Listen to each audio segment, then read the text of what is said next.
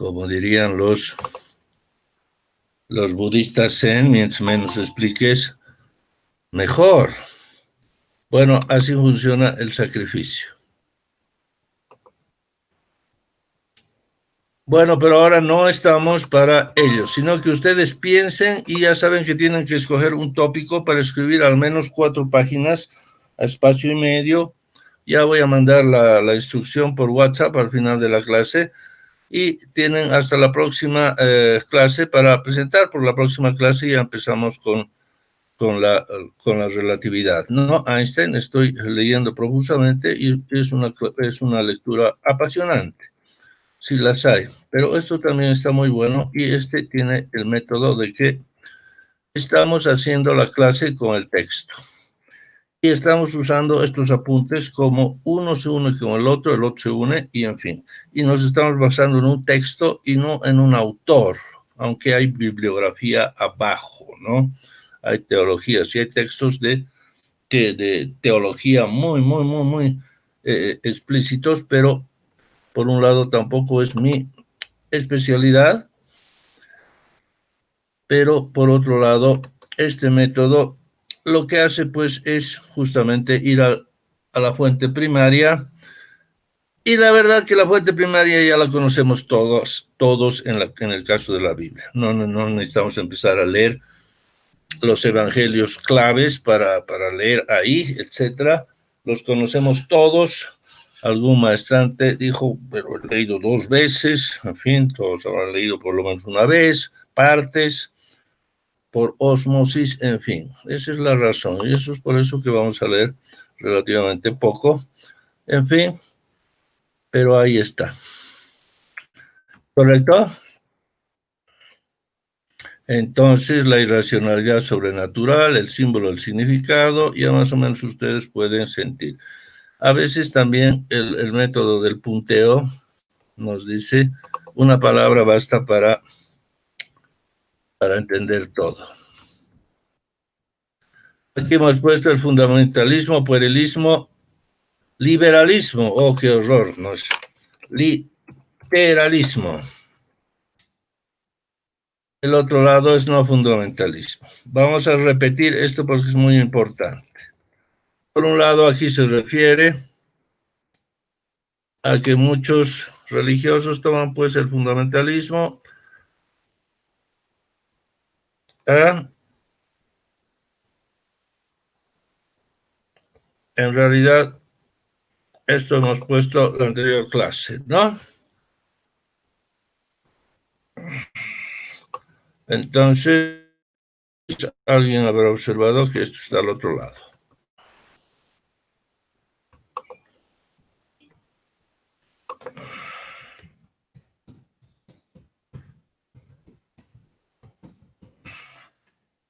Ya, y aquí vamos a entrar a...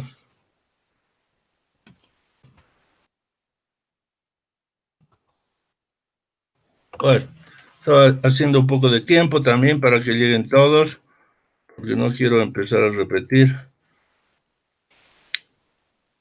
Soy un molesto repetidor, entonces creo que cuando somos 9 podemos hacerlo. Ya. Entonces, aquí no hay fundamentalismo, no se dice pues que Dios creó el mundo en 7 días y no hay evolución, etcétera, etcétera. En cambio, en el otro lado tenemos un gran grado de fundamentalismo, aunque hay religiones más sofisticadas que otras que les reducen el grado, pero hay también fundamentalismo, ¿no? Vamos a ver qué es lo que se puede coger o no. Habría que hacer todo un texto para ver qué es lo que vamos a liberar. Vamos a leer la creación del mundo en 7 días. Bueno, los 7 días vamos a intentar saber si hay la intuición penetra epistemológicamente algún orden. Algunos teólogos han dicho, caramba, sí, sabemos que es un relato, es una parábola, pero más o menos le acierta el autor le está acertando a cómo se produjo el mundo, ¿no? Entonces ahí está. Es un tema. Bueno, sencillamente, para zanjar, decimos que en todo esto no hay un fundamentalismo. Nos vamos a las fuentes, tomamos entre paréntesis las fuentes bíblicas, porque, bueno, no es una fuente historiográfica segura, pero en religión podemos encontrar, ¿verdad? En realidad tenemos aquí un problema. A ver, vamos a ir un momento aquí.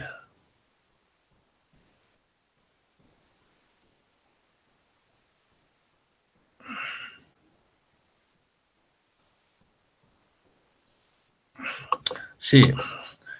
Vamos a empezar a mirar con qué espíritu hemos puesto esto. Vamos a dejar nomás. Aquí hemos puesto otra característica. Hay lo popular y hay la Trinidad. No necesariamente está esto vinculadísimo arriba. Estamos poniendo más variables, ¿no? Lo popular y la Trinidad. Y el fundamentalismo está ahí. Aquí decimos no fundamentalismo, va a quedar en la derecha porque lo que queremos decir es que esta parte es sofisticada, ¿no? Tenemos la estética y aquí tenemos la unión con antepasados y etcétera arriba. Entonces, tenemos la gesta pública, en cambio aquí tenemos el sacrificio, aquí tenemos lo popular y resulta que aquí viene lo sofisticado, etcétera, etcétera. ¿Correcto? Entonces, ahora entiendo, perdón, yo me estoy autocorrigiendo,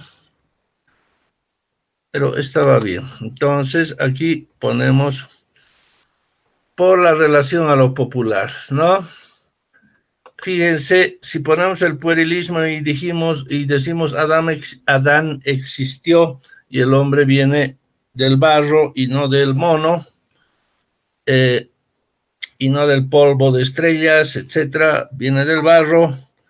Entonces, claro está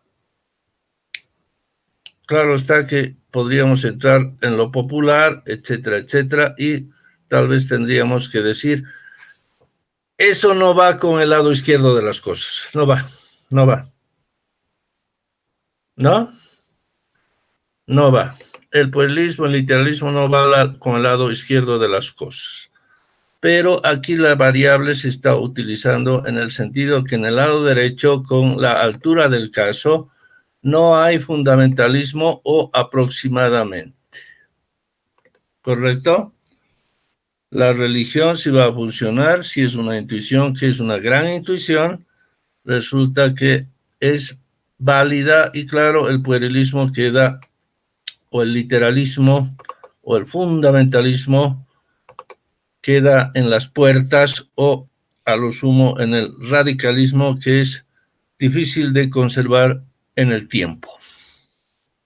Ahora entienden el espíritu de por qué está ahí, ¿no?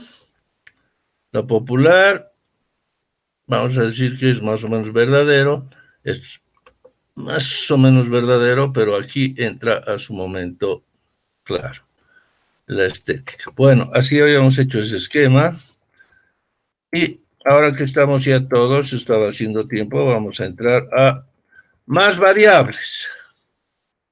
Ya ese también es el espíritu arriba. Sabemos que todo está relacionado, pero no todo está mezclado, qué sé yo, abigarrado. Tenemos un orden. Entonces, hemos vuelto a poner que una variable para entender nuestro curso es que hay un fundamentalismo, literalismo, puerilismo, dogmatismo, intolerantismo, ¿no? Estoy trabajando también en filosofía del lenguaje y estoy siendo muy atrevido con el lenguaje y el arte de inventar términos, ¿no? Para que cumplan las leyes de lingüística. Significado, semántica y, sobre todo, que suene bien. Bueno, intolerantismo. Todo se opone a teología moderna. Fíjense, la teología moderna, dice la Biblia, así, y simplemente se pone, no tengo que poner aquí, ciencia. Eso quiere. Tiene un sentido de ciencia. Se dice, la Biblia dice esto, ya sabrá el creyente si cree o no, si tiene la intuición o no, si pertenece a esa interpretación postmoderna o no. La teología moderna hecha por las sotanas o sin las sotanas, resulta que tiene un lenguaje muy claro. Se dice esto pasó, etcétera, y bueno, por lo menos es verosímil pensar que Jesucristo existió, que Mahoma existió, que Abraham existió, hasta a veces eso se duda. Entonces no tenemos mayor problema para esto. Es por eso también que este añadido de más variables es así. Perdón. Hola, sí.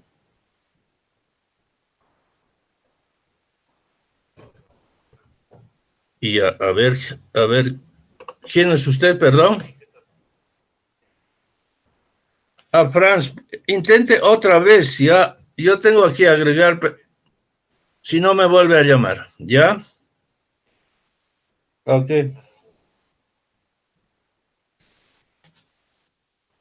Ya. Es importante que llamen, ¿no? Por eso contesto. No es una llamada extraña, es Franz Aguilar que está intentando entrar y no puede.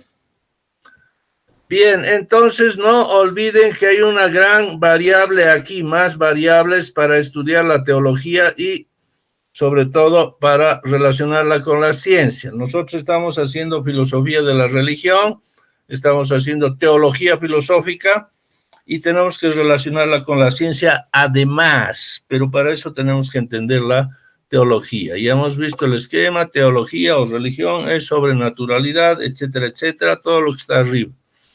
Y en este momento tenemos que entender el fundamentalismo. ¿Realmente hay no fundamentalismo en una religión bien hecha? El fundamentalismo, claro, si lo tomamos como falso, entonces vamos a decir no. Es la versión que retrógrada o que ha perdido su tiempo. La historia es condescendiente y nos da un tiempo en que tenemos que creer en cosas, ¿no? Antes de la evolución, nosotros no sabíamos nada de eso y teníamos que creer en la creación y por lo tanto estaba bien, ¿correcto? Durante este tiempo todavía estamos creyendo en algunas otras cosas, seguramente algún tiempo tendrá que desaparecer, pero hoy está bien, si perpetuamos aquello va a desaparecer. Entonces, la cuestión del fundamentalismo pone una variable, ya está Franz al final, pone una variable ahí. La teología moderna versus el fundamentalismo, que a veces esto se asocia a la política agresiva o a la intelectualidad agresiva, como ciertas iglesias protestantes o sectas protestantes que no admiten una teoría de la evolución, etcétera, están fiscalizando todo, u otras sectas que no admiten a veces ni la energía eléctrica, ni el progreso, etcétera, etcétera, son formas de fundamentalismo. También hablamos de literalismo, ¿no? Lo que lo dice la Biblia es literal y al final también es un puerilismo, es infantilismo, es un gran dogmatismo, etcétera. Entonces, ustedes sabrán que por muy bien sentada que esté una religión, hoy todavía tenemos fundamentalismo en la religión, pero que va a tener que ir cediendo. Pero llega un momento que cierto fundamentalismo va a quedar en la religión porque es religión, es sobrenatural. ¿Correcto? Si se dice ahí, hubo un milagro y Cristo resucitó, bueno, lo siento, pero eso dice y no me voy a quedar sin nada. Ahora, medir ese grado, eso es lo que vamos a discutir después. Pero es un tema que tienen ustedes que conservar, ¿no?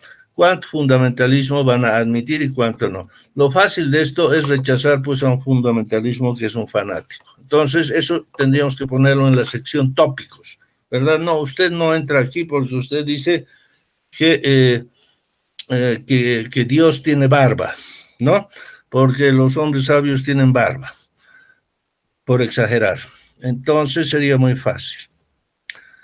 Ahora viene lo bueno. La ideología y politización extrema es otra variable. He buscado una terminología. Bueno, la ideología es justamente una parcialización fuerte. Hace que uno sea el bueno y el otro sea el malo. Ahora bien, esta ideología, bueno, pues a veces también arregla las cosas y, qué sé yo, manipula las cosas, qué sé yo, hay miles de palabras para esto, mediatiza, conspira, etcétera, hay muchas palabras, pero la politización podría ser una buena palabra y es extrema. En la religión hay que politizarse extremadamente y decir, Jesucristo era el bueno, Mahoma es el héroe, los apóstoles, bueno, para el judaísmo, el Talmud, etcétera, toda la tradición judaica es la buena y los otros son los malos, ¿correcto? Los buenos y los malos, una politización total y eso a veces molesta para un filósofo. Se tiene un teólogo que va a decir, bueno, aquí tenemos el héroe, Jesús, y el malo es Caifás, es Pilatos, son los filisteos, etcétera, etcétera.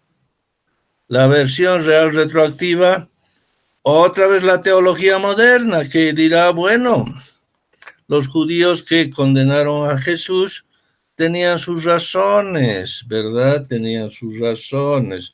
No es tan la novela, incluso se puede hablar de los términos de novela rosa, la filosofía rosa, donde, por ejemplo, para estudiar la filosofía andina a veces se piensa en los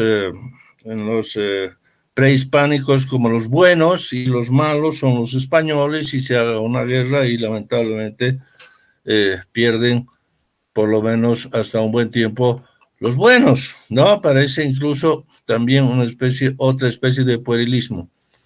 La versión retroactiva dice, bueno, el judío Caifás en realidad tenía muchas razones para como autoridad judaica apresar a Jesús y entregarlo a la justicia romana, ¿correcto? Quería evitar una matanza del pueblo judío, quería evitar problemas, era un sujeto, etc. Y simplemente si lo van a condenar, bueno, tampoco la ideología a veces agranda la cuestión de que el hombre iba a ser crucificado. Bueno, será apresado. Hay muchos apresados, tarde o temprano estos apresados, la mayoría eran crucificados, ¿no? Eran matados y era la pena más común. Entonces los más graves, etcétera, que contaban con el apoyo, ello no es tan grave, por lo tanto, para su tiempo, los malos de el héroe están bien nomás, ¿no? La versión retroactiva. Bueno, creo que todos lo entienden, esa variable hay que ponerla. Vayamos a las fuentes rápidamente para ver cómo el sistema del apunte funciona muy fácil. Las fuentes más tópicos. Esto de las fuentes es el gran tema también para el estudiar las religiones, ¿correcto? Hay la ley de la memoria. Los textos se escribieron mucho después de los acontecimientos. Esa es una constante de la antigüedad de historiografía. Se dice, el budismo fue escrito 600 años después de Buda. Ay, pero caramba, ¿qué habrá quedado pues del original, no? ¿Qué habrá quedado? Habrá que ver. Ni siquiera de la filosofía griega estamos seguros.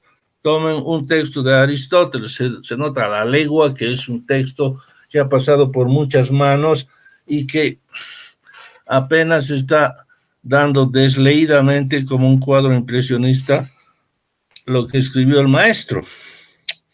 La ley de la memoria, ya saben, tan decantado está por ahora, por hoy, que la memoria deforma y le da sentido, reelabora los datos que tiene almacenados, ¿verdad? Hay N programas documentales, programas de televisión, libros sobre cómo un acontecimiento es contado de una manera y luego de un tiempo de otra, hasta que llega arregladito. Y uno mismo se da cuenta que cuando leí este libro yo tengo esta idea, vuelve a leer uno y no era tanto lo que uno decía, la memoria está arreglando. Y así se sabe que el libro bíblico, bueno, tiene muchas lagunas, muchas fallas lógicas, ¿no? Uno no entiende al final qué es lo que ha pasado. Por eso es que alguna vez uno dice, caramba, armaré bien mi comprensión del cristianismo, por ejemplo. Es una gesta pública, armaré el argumento del mundo, una gesta pública donde el Dios crea el mundo de una manera maravillosa, pero parece que el hombre peca, bueno, porque siempre pecamos, no tengo que ser yo, pero es la especie la que pecó, o por lo menos los terrícolas, y bueno, tuvo que venir el Dios a hacer alguna otra cosa, mandar un profeta, un líder, etcétera, si se quiere exagerarlo un poco, por eso ponemos aproximadamente religión, le da un sentido a la cosa. Ya sabemos que en el sacrificio que es una consecuencia, un accidente, si se quiere, viene a ser lo principal. Dios creó el mundo para sacrificarse un día. Al final, el resto son adornos de este sacrificio y la salvación, y eso es lo que interesa a un fiel, ¿no? Sin embargo, otra vez más les digo, la cuestión de los sacrificios, los ritos, los símbolos, etcétera, son la parte más sofisticada de un ser humano en todas las esferas, lo vamos a ver en el arte y también en la religión. Pero así, también por la parte de fuentes y la proscripción de fuentes, algunos han metido su mano, han eliminado un evangelio, etcétera. Se ha hecho verdaderamente la teoría por ideología y politización, por dogmatismo, ¿correcto? Aquí la ideología, el dogmatismo es para leer el libro original, pero la ideología también es dogmática, ¿no? Cuando tengo mi partido, es mi partido y se acabó y tengo que defenderlos, en fin, podemos ser críticos hasta por ahí, pero en el fondo somos altamente politizados. Y esa politización no es simplemente un término prestado de la política, sino que es justamente la facultad humana de deformar la realidad para ponerla a su lado de la verdad que uno ha elegido, hasta tal punto que el mundo se divide entre buenos y malos, ¿correcto? Entonces, lo de las fuentes es una variable que hay que tener muy en cuenta. Lo que va a resolver todo esto, si les parece que hay mucha ideología, fundamentalismo, qué difícil, con qué me quedo y qué pienso que tiene que salir en la primera casilla. En la segunda, mucho más. En la tercera, oh Dios, ni siquiera sé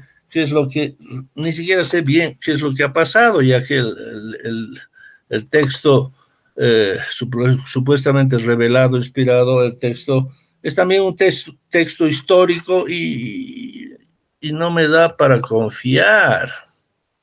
Entonces, lo que se opone es la deducción historiográfica, detectivesca, pero también el enigma y el caso cerrado. El caso,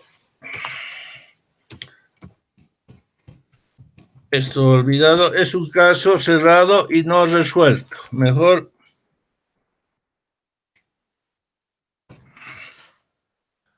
hay casos cerrados, pero también lo mejor es no resuelto. Y no quiero poner esa coma. En realidad, el caso es no resuelto y se ha cerrado con que no es resuelto. Nunca se va a saber. Eso es lo que hace mucho también a la vigencia de la religión. El libro es consistente, como diría un lógico, hasta cierto punto, pero no lo es del todo. Historiográficamente las fuentes tienen muchas deficiencias, ¿verdad? No había una buena escuela historiográfica, si se quiere. En fin, estamos hablando de muchas falencias y en eso yo estoy creyendo. Es muy triste. Bueno, entonces aplicamos la deducción y lo importante es que algunas cosas se resuelven, pero hay otras, el caso cerrado no resuelto, como cuando un crimen queda sin resolverse. Se declara caso no resuelto. Algunos juristas me dirán, no ponga por favor caso cerrado no resuelto, no suena bien, pero didácticamente es claro. Caso no resuelto se va a volver a reabrir. De aquí a 10 años alguien va a encontrar una evidencia que estaba enterrada por ahí. No. Es un caso cerrado resuelto. Se acabó, así es, y ahí va a quedar. Entonces, eso hace también que el resto del relato tenga cierta ventaja para mantenerse, ¿no? Si fuera muy detallado, la ciencia podría avasallar y aplastar el relato que quiere tener el género teológico. El género teológico que lo hemos visto arriba, deducción, sobrenaturalidad, relato histórico, antepasados. Bien, entonces pongamos la variable de la psicología. Es un dato muy bueno. Bien, entonces, la psicología actúa, ¿no? En la religión. ¿Por qué? Porque, bueno, se ha observado que la psicología es una gran ciencia y a ciertos momentos los psicólogos han pretendido hacer que lo psicológico sea todo el psiquismo. Las leyes lógicas, las leyes éticas, las leyes metafísicas, todo ello es psicológico, psicologismo. Bueno, y se ha psicologizado todo en tiempos donde la psicología incluso no era muy sofisticada. Hoy conocemos mucho más, ¿no? Bien, por psicología entendemos, empezaremos, he puesto aquí algunas notas, esto es muy divertido de desarrollar la psicología. Psicología, ¿verdad? ¿Qué entendemos por psicología? Bueno, la psicología es una, la psicología es una ciencia que nos enseña, o por lo menos un arte de algunas personas, que la psicología no es propiedad de los psicólogos, sino que la usamos todos los días con los niños, con el amigo, con el vecino, con la amada, etc. Pongamos casos de adular y ser severo. ¿Qué tal si yo quiero conseguir algo? Entonces adulo, pues. Voy a adular a mi director de carrera para conseguir estas, para conseguir una cátedra, una convocatoria, o fin. Voy a adular a mi jefe para conseguir un aumento. Voy a adular al jefe de la burocracia para conseguir este trámite. ¿No? Con psicología también, según el caso, también decimos, para conseguir algo más bien hay que ser drástico, ser severo y ir con fuerza. Y entonces yo entro con mucha energía y protesto y hago que el empleado del banco se trueque hacia mí. ¿Verdad? Utilicen psicología, es bueno. Un vendedor de ropa, etcétera, bueno, uno lo adula, etcétera. En otros casos uno es severo. Otro caso en la psicología es el engaño, como un mago y un ladrón. Aprovechan los puntos ciegos de la realidad y los puntos que destacan en la realidad para engañarnos, y nos dan una magia y el ladrón nos roba, ¿no? Nos roba. Bien, estos dos casos van mostrando que la psicología es la ciencia de lo subjetivo, ¿no? Eso es lo importante. Y no tiene que mezclarse y no tiene que reemplazar a los momentos fuertes en los que los filósofos defendemos justamente una instancia espiritual sin ser cursi, o si quieren siendo cursi, digo espiritual, que incluye la lógica con sus necesidades lógicas. Correlato la metafísica, sus necesidades metafísicas u ontológicas, y claro, también la cuestión del ser, ¿no? La intuición del ser que tiene a su lado la intuición posible religiosa, ya sea atea y ya sea atea. Entonces, sobre todo la religiosa, tenemos la intuición de un posible ser que, de donde salió el mundo, etcétera, etcétera. Resulta hoy ridículo, después del boom del psicoanálisis, decir, oh, la religión, la fe es solo una libido sublimada. Bueno, entonces vamos a dejar la cuestión del origen del mundo absolutamente sin sentido, ¿verdad? Alguien tendría que preguntarse de dónde salió, pues, el propio psicoanálisis, ¿no? Dios lo creó, en fin. Bueno, entonces, la ciencia de lo subjetivo, ahí está. La psicología se hace siempre una ciencia médica, si se quiere. Siempre está ahí al lado para corregir defectos de conducta, defectos de niñez, defectos de una pareja, defectos de personalidad, defectos de comportamiento, para arreglar. O sea, siempre está vinculada a algo subjetivo, que es subjetivo porque no es objetivo, y no es objetivo porque está mal, porque está enfermo, o porque, bueno, no lo vamos a llamar enfermo, pero didácticamente suena así. Así, cuando yo adulo a mi jefe para que me dé algo, en realidad no es que mi jefe esté fuera de toda adulación, puede tener muchos méritos, no, está muy bien. Es usted una gran persona, etcétera, etcétera, etcétera, y por favor yo le pido que me dé esto. Pero al adularlo estoy poniendo la adulación ya fuera de la realidad. Y entonces estoy usando psicología y el jefe se va a sentir muy adulado, se va a sentir feliz y me va a conceder lo que yo le pido. ¿Verdad?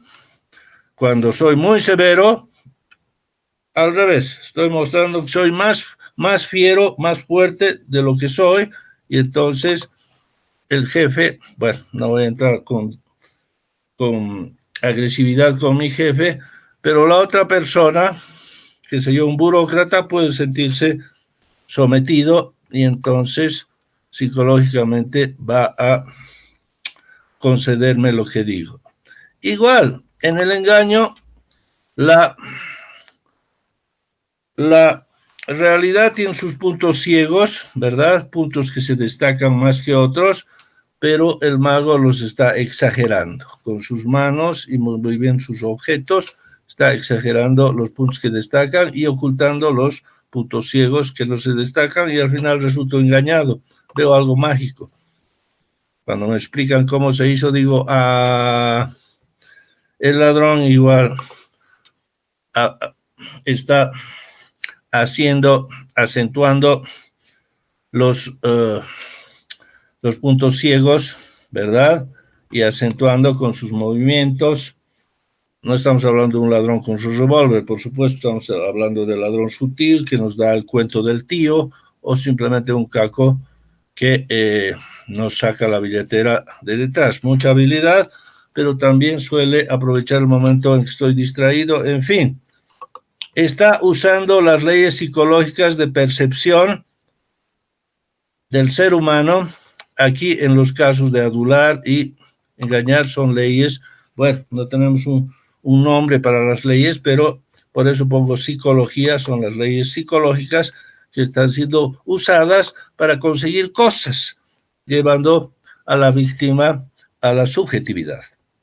El engaño, como el mago y el ladrón, también están llevando a la víctima a que exagere y lleve a la subjetividad el hecho de que no hay puntos ciegos, no existen, y que los puntos que se destacan, bueno, son mucho más grandes de lo que son, y por lo tanto está en la subjetividad, y así tengo magia, y tengo una persona que puede ser robada, engañada, estafada, ¿correcto? Se le puede vender la Torre Eiffel a alguien por esta vía, venderle la Plaza Murillo. En fin, ya lo saben. Hay otros mecanismos, la psicología inversa, que es justamente emplear, acentuar lo que una persona está haciendo que creemos que es malo, para que en realidad ella misma se dé cuenta de que está haciendo mal.